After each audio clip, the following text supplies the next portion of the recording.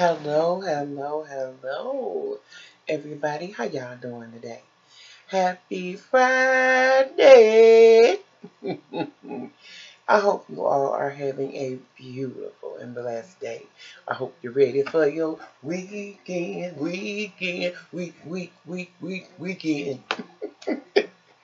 This is Mama Roxy Says, and I'm here for your wallets, your purses, and your pocketbooks, baby. Your hearts and your minds. Ta-da! Ta-da! How everybody doing today? What y'all doing today? Is anybody going out? Has everybody had rain? Our rain it's been a rainy day all day today, but a blessed one. You feel me? I I went to the doctor yesterday. I had to take a upper GI thing when you have to take that nasty stuff and you swallow it to light the inside of your throat and your stomach up. So that's what I did yesterday. That was a good day. I still enjoyed my day. Came home, kicked it with my son and my grandkids. Today is my grandson's Noah birthday. Happy birthday, Noah. I love you, little man, and I hope that you are having a very, very beautiful day. And Nanny will be calling you guys to come down to see me tomorrow. Um, it was my granddaughter's birthday, Wednesday. I'm Money. I love you, girl. I talked to you, and you are looking fabulous. She is such a great artist. Job is unbelievable.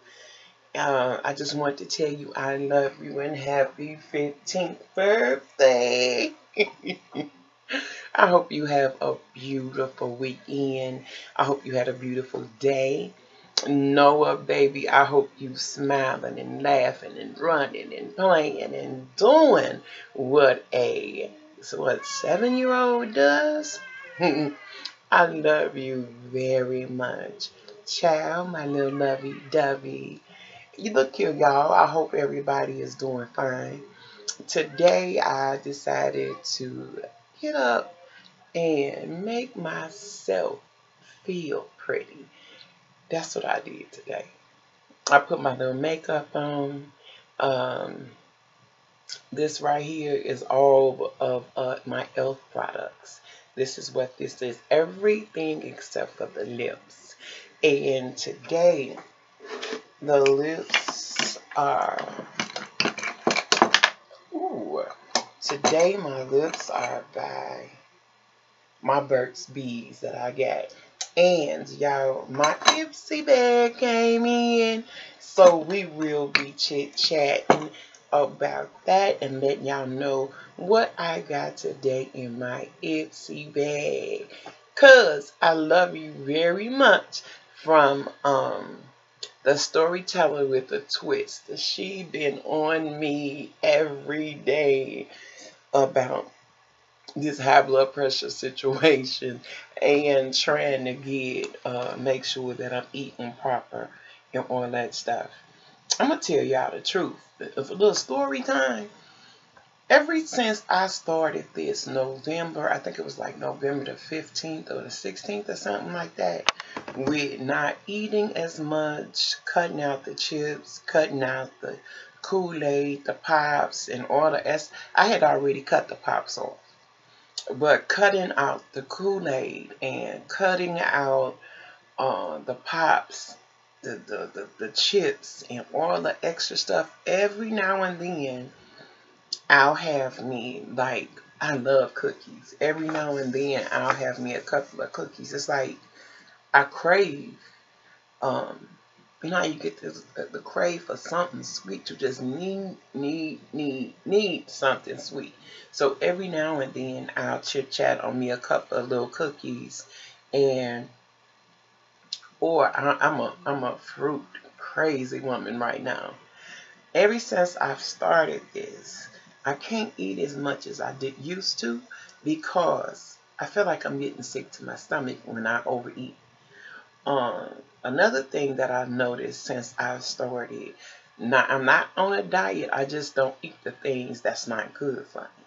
So what I did was I was like, okay, let me get myself together. So when I do eat something, if I eat too much of it, my stomach get real full and it gets so tight. It's like I'm bloated or something.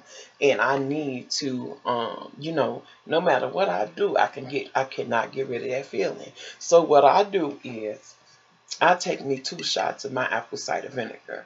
That helps me release some of the pressure that's on my stomach, and the fact of feeling bloated or extra tight or nauseated. This helps a lot. It really does. And I take at least a shot of apple cider vinegar twice a day. I'll take it once in the morning and I take it before I go to bed. So that helps a lot. Another thing that I noticed, I am losing weight, but I'm not losing weight as fast as I'm supposed to because I don't have enough activity. I know. So I was talking to my doctor, man, she got up on that table, y'all, like she was like 20 years old and hopped up and turned around and did this and did that. And I'm looking at her like, you going, girl? You you do that again. Do that again. She started laughing. She said, you are so funny.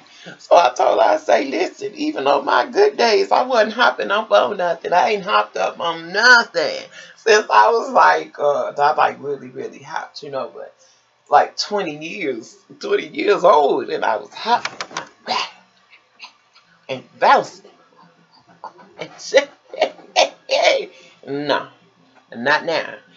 I may scoot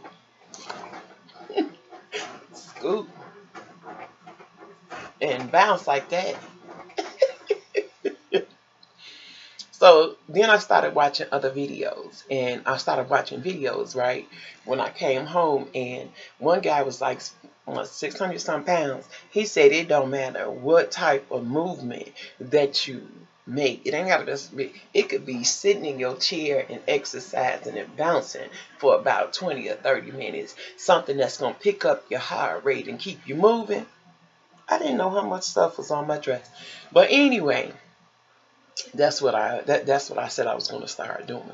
I don't care if I get on here in like 15 or 20 minutes and I'm feeling at my worst and I just hit a little bounce for y'all. And we just bounce together like 20 minutes of talking and bouncing and all of that stuff and getting up. Whoop, whoop, yeah, whoop, whoop. To keep everything flowing. So we got to start doing that. I'm going to start a little series. I've been starting my little series lately. I had the series with the Walmart makeup, and every for 3 days I did a makeup video with first I did the lippies.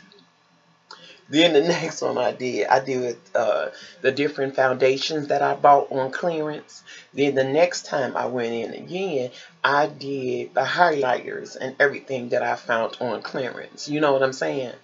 So I like that. So then my next little series I started, which was like 2 or 3 days, was me cleaning up my office and organizing and putting everything away. You guys just don't know. Y'all probably do know that you collect so much stuff. When you finding stuff on clearance, honey, I thought I had lipstick on my lips, on my teeth. You collect so much stuff when you are doing hauls, when you are collecting stuff to either move with or to take to your new house or everything like that. Man, you have so much stuff. Now, I had a couple of questions that were asked to me. I think it was Sherelle. Okay. They wanted to know, was I still moving to Arizona because I talked about moving, right? Okay, this is what's going on with this. I am moving. I'm going to live here um until I finished all my medical issues. Like, I gotta have a couple of surgeries. And I don't want to have to go and start all back over again because I was so ready to go. I was so ready to go. I did not want to spend another winter here. I did not. And I was so ready. But when I started realizing how hard it was going to be to find surgeons, how hard it was going to be to find my regular doctors, how hard it was going to be to have to start all over again with all different types of processes they have to do with my health. So I was like, okay. My oldest son was like, Mom, you shouldn't have jumped the gun so fast. Anyway, you should have been thinking about that in the beginning. I wasn't thinking about that. I was just ready to go. I mean, ready to get out. I did not want to have to go through another winter. And then on top of that, one day, y'all, I slipped and fell. Oh, hell, I was really ready to go then. So then I had to think. I had just started finding my nurse, Miss Sally Green, right? She's the one that hooked me up with getting everything together, finding out my MRI, not my MRI, my BM, which is my exact weight and how much I can lose and how to lose it and all of that stuff. She was just like a magician to me working with me. Um, then I got my dietitianary. Oh my goodness. She opened and shined a light. Her name is Sharon too. She opened the light on so much as far as how we eat, what we eat, when we eat it. You know, it just worked wonders. And she set me up with going to all the bariatric meetings with other people that had already had the surgery. So she wanted me to get a better outlook and everything on the whole procedure, everything, how hard it is not as easy as everybody say it is. Some people fall off, some people stay with it, some people get sick with it, but all of them are some amazing people, and they are willing to share their stories with me and all the things that they went through and how much weight they lost and what caused them to get that way. She was like, when you are going through the bariatrics surgery and different things like that, the first thing you need to do is you need to find out why you gained so much weight, or you need to figure out what happened to make you be so dependent on food. Yes, sir. I'm gonna take a shower. You got the door unlocked. She ain't left the house yet. Okay. So that was an amazing thing for me to be in, and I love it because I watch everything and I look up everything, like to gain knowledge on what I need to do, what I need to start doing right now, the whole nine yards. If I can't figure out to get up off of my ass right now and do some type of stretches and some type of exercise, then that means that I'm not going to be ready for that surgery, because you're going to have to keep moving. You can't just sit down. You got to keep going. You got to do this. Even when you get to the hip surgery, you're going to have to be able to move. You're going to have to be able to work that leg. I'm going to have to be able to do all of that. So I need to start getting and doing everything I possibly can to stay up on that business. So what I did when I first started was November the 15th or the 16th. I think that's when it was. And I've been trying to eat right ever since. It's not like I miss the snacks and all the other stuff and all that late night snacking. I don't miss that at all. I actually really don't. Only thing that happens is like when it's almost time for me to to have like a period, or you know how you done been through menopause and every now and then you get that little craving for something sweet. That, and the fact that I got to have some type of orange juice or some type of food to keep me going now, especially really finding out that I really have diabetes. So that was really been weighing on me a lot, just thinking about that, and knowing that I want to be around to watch my grandbabies grow up, my children continue to grow and do their things, you know. And heck, I want to get out myself and start doing things and having fun with life. Life don't end just because you turn 51. It's only just the beginning. Life is to me what you make it. If you walk around and you constantly sad and you constantly this and you constantly that, then that's exactly what it's gonna be. And if you fired up and you ready for something, I'm ready for some. I'm ready for some. You feel me? Then I know what's gonna happen. I have bad, bad days. And then sometimes I have bad days. And then sometimes I have okay days. And sometimes I have good days. Good days. So like I said, every day don't stay the same. Every day is not the same. Every pain day, sometimes I can go for a little while, and then sometimes I can't go at all.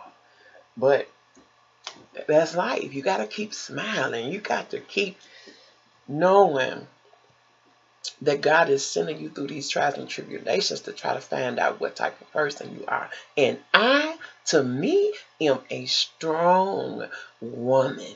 Very strong. I love loving. I love giving. I love family. I love living for the thought of love. You know, everybody ain't meant to be. You're not meant to be alone. Eventually, I know my man. I know I'm going to have the right man that fits me. I know I am. So I'm not worried about that none whatsoever. I think he kind of waiting for me to fix me, to get me together, to be able to do the things that I want to do. And then he going to come along. If he come along then. But whatever it is, I believe. I believe with all my heart. I do. Just like I believe in my YouTube channel. I believe it's growing. I see it every day. I get new subscribers. I don't like saying subscribers. I like saying family members. I get new family members all the time. And I be so blessed just to hear them talk about the videos or talk about my attitude or my family. Man, you guys ain't seen nothing yet. This is y'all see me, and I want y'all to see me. So I didn't at first want y'all to see me when I have real bad days and I can't stop shaking on my head, won't stop moving on my hands, are shaky, or when I start getting extremely sick, I start stuttering. So at first I didn't want y'all to see me like that. But then I felt like, how true am I being with y'all if I'm telling y'all that it's going to be okay, but I don't let y'all see me at my worst.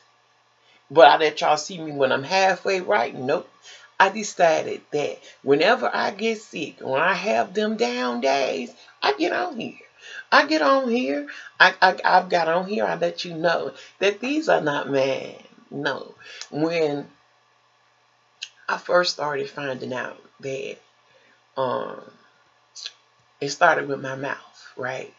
And I was doing something dumb, and I don't know if I clipped or hit my tooth or something. I chipped my tooth in the front.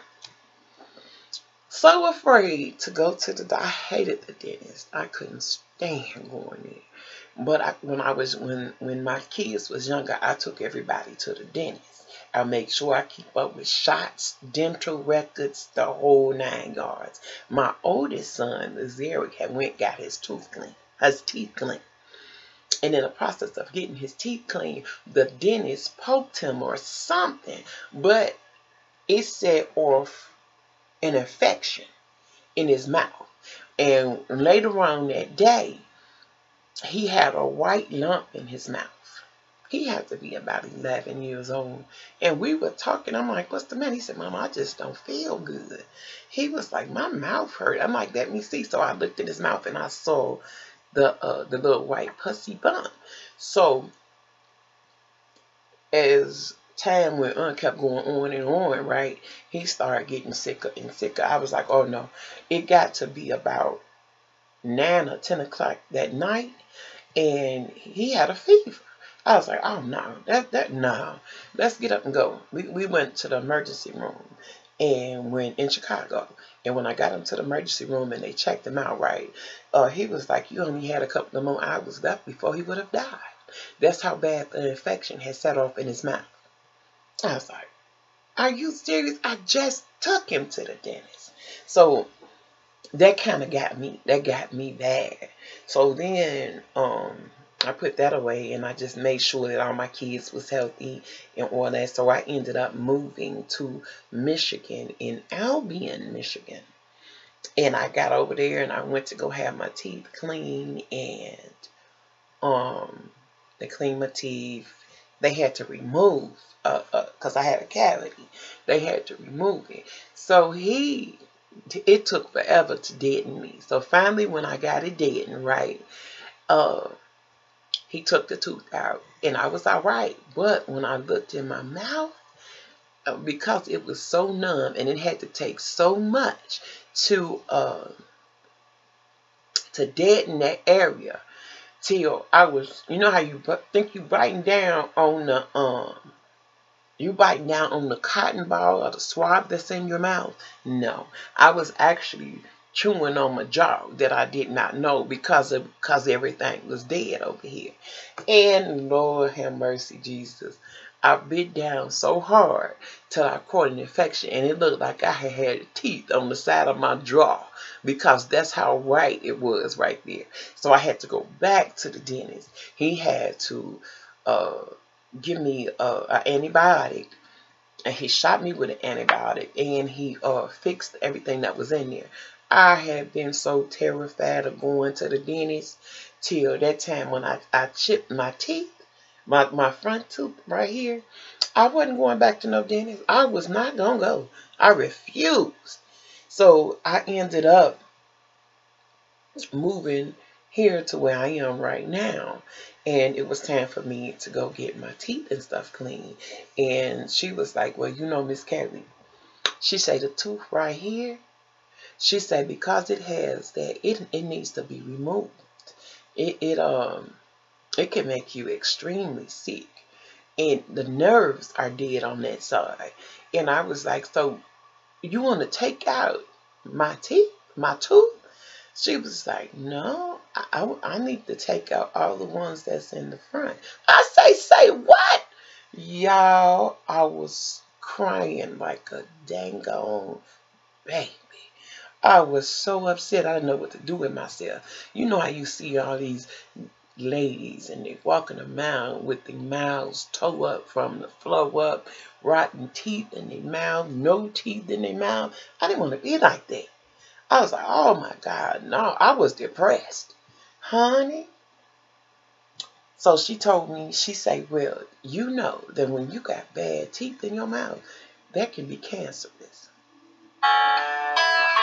Hold that thought. Hello? Listen here. How many of y'all remember that? Y'all ain't from where we from. We from Chicago, right?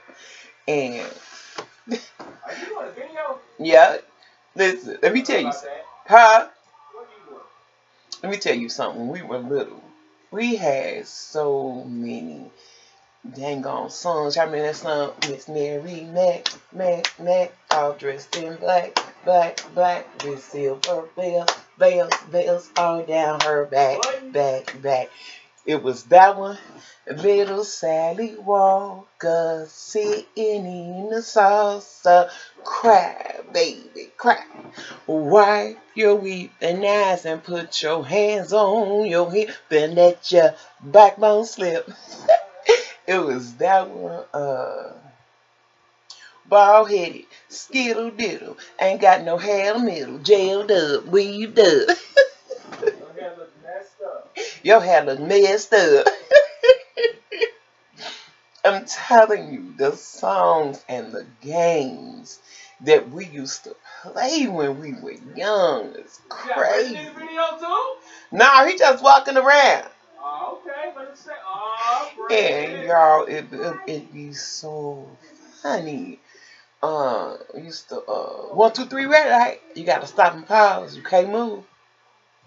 1, 2, 3 red light. You be walking 1, 2, 3 red light. And if you get caught moving, you gotta go back to the end of the line. Then we had Red Rover, send Roxy right over. Y'all, these kids today don't know nothing about the games. From being outside, from playing on the block games, hopscotch, oh my God, what else did we used to play? We played, oh my goodness, we played so many games when we were young. 1, 2, 3, I already said they 1, 2, 3 red light, Red Rover, send Roxy right over, and then it'll be another one where you have to, everybody from different blocks will come down on one block, right? And we will hold hands, and you have my side and somebody else's side, and they got to be able to run through your side. That means we gotta hold arms like this. We gotta clasp them together so they can't get through. And whoever broke through was the weakest side. We ain't never get broke through, honey. We had, oh my God. And what made me think of this, y'all, I was just talking to my son. When I was singing this, my youngest son, he remembered the song. And he was singing it. He said, bald headed, skittle diddle, ain't got no hair in the middle, jailed up, weaved up, your hair look messed up. And we was singing that. And I was just thought about it and was just singing the song. I was like, oh my goodness. We used to play the dozens. Oh my God, where somebody walk around and y'all talk about somebody be like, my favorite joke was, oh my God, you know why your teeth so white? Your teeth so white because you brushed them with swipe. Oh my God, it would be so many. Remember that spin the bottle? Yes, we played spin the bottle, catch a girl, kiss a girl. Oh my goodness, my Lord. And then when my kids got older, they had um it was, I forgot what little game. They had spoons and forks. Freaky Friday. You heard them say Freaky Friday. Let me see what else we had. And my brother Chris. Let me tell you what he would do. Christopher Witherspoon. He was the best Michael Myers ever. He had the suit. He had the whole wig, head, face thing, and he would stand still like this. And would know he had people running. They until he had all the little kids for Halloween running like crazy. But then they got up and ganged up together and they jumped him. Not like to hurt him, but they jumped him. That's how you get it in the ghetto. But I'm telling you, we had a ball growing up and everything. These kids don't know what it's like anymore to play games like that. A whole community get together and kick it off and listen. We'll have a block party, and the older people in the neighborhood would spin records, and we'll be outside. We had our little dance moves and dance groups and the battle of the blocks. Man, I can remember so many. How many things can you remember from when you were young? Those amazing things. I remember when one of my best friends, right? She broke up with her boyfriend. And y'all, we listened to this dang record 1,000 times. Patti LaBelle and Michael McDonald. I'm on my own. Never thought it would end this way. I'm on my own. Ooh, that's not how it was supposed to be. We listened to that song so much I got tired of hearing it. Oh my God. That one and My Mama Was in Love with Rod Stewart. Blondes have more fun. I'm telling y'all, when you sit back and you think about the moments of your life when you were young and as much fun as you would have or you had, oh my goodness. Or remember the dating, y'all? I'm putting on my shoe, y'all. I should have put my nails on after before I shouldn't have put my nails on until after I put my clothes on. Now it's hard to get boot on. But anyway, y'all, I'm telling y'all, remember dating. Dude, don't let it be nobody that your mama didn't like. Ooh, your ass burn up. I couldn't go off the block. Yes, I had this guy. My mama couldn't stand him. When she said no, that's exactly what she meant. No. Yes. Oh my goodness. Going to high school. Man, I had so much fun in high school. I was terrible. I really was. I just have to say that. I really was. It ain't funny. It's funny now. But it wasn't funny back then. No, it was not. Yeah, I was terrible. But I lived. I had a beautiful life or everything. But if I knew the things that I know now, my life would be so much different. But being hard headed and stubborn and all that just was what it was, y'all. That's why I like to talk to y'all.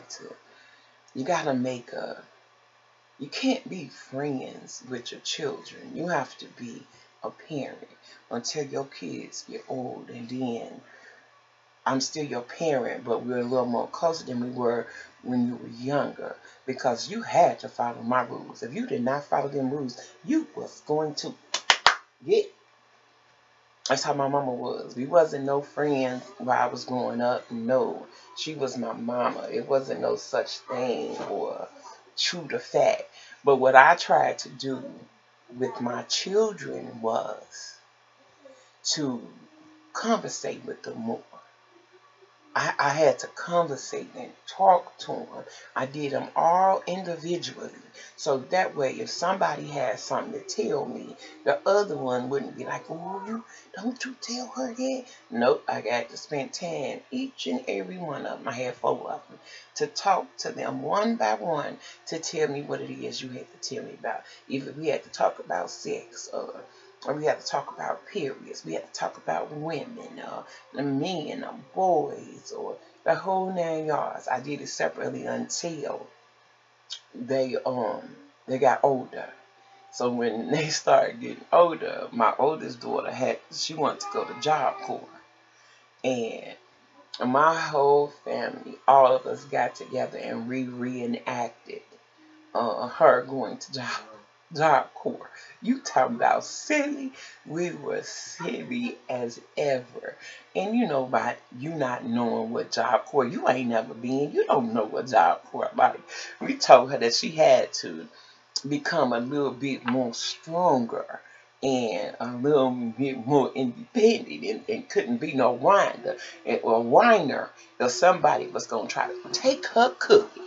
You know what the cookies are, right?